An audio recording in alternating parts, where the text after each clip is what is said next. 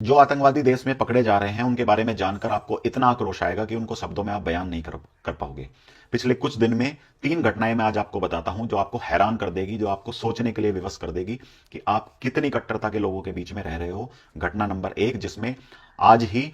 हरियाणा के फरीदाबाद में हरियाणा पुलिस और जेएनके के सर्च ऑपरेशन में, ज्वाइंट सर्च ऑपरेशन में 2 डॉक्टर पकड़े गए हैं, जिनका नाम है डॉक्टर आदिल और डॉक्टर मुजम्मिल। डॉक्टर आदिल अनंतनाग के सरकारी मेडिकल कॉलेज में एमबीबीएस डॉक्टर था और डॉक्टर मुजम्मिल एक यूनिवर्सिटी में पढ़ाता था। इनके पास मिला है 360 किलोग्राम आरडीएक्स, 2 AK-56 और इसके अलावा 60 से अधिक कारतूस और 2900 किलोग्राम की सामग्री आईईडी बनाने के लिए जो प्रयोग होनी थी। 360 किलोग्राम आरडीएक्स मतलब पुलवामा में सिर्फ 80 किलोग्राम आरडीएक्स यूज हुआ था। तो दिल्ली या उसके आसपास को क्या करने की इनकी तैयारी थी आप वो जान सकते हैं। और हां, प्रोफेशन से डॉक्टर है, पढ़े लिखे हैं, सरकारी डॉक्टर है, लाखों रुपए की आमदनी थी, ना कोई बेरोजगार है ना कोई गरीब है।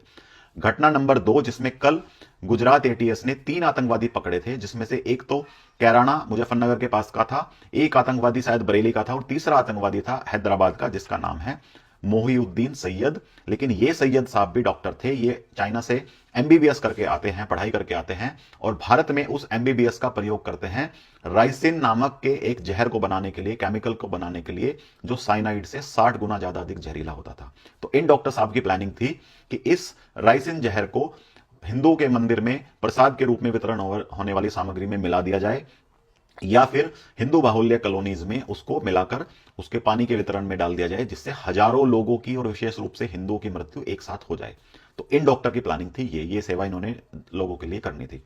तीसरी एक घटना पिछले हफ्ते की है, जिसमें पुणे में एक सॉफ्टवेयर इंजीनियर मोहम्मद जुबैर पकड़ा गया था, जिसका पैकेज था 25 लाख और उसको सुरक्षा एजेंसियों ने पकड़ा अलकायदा आईएसएस से संबंधों के कारण, जो वहां पर पुणे में आसपास में लोकल आतंकवादी हायर करने की एक पूरी मुहिम चलाए हुए था, कट्टरता फैला रहा था और उसका प्लानिंग था वही बॉम्ब ब्लास्ट करने की। तो 3 घटनाएं मैंने बताई, जिसमें डॉक्टर है, जिसमें इंजीनियर है, जिसमें प्रोफेसर है, ना कोई अशिक्षित है, ना कोई गरीब है, ना कोई कम पढ़ा लिखा है, सब के सब उच्च शिक्षा धारण किए हुए हाई इनकम वाले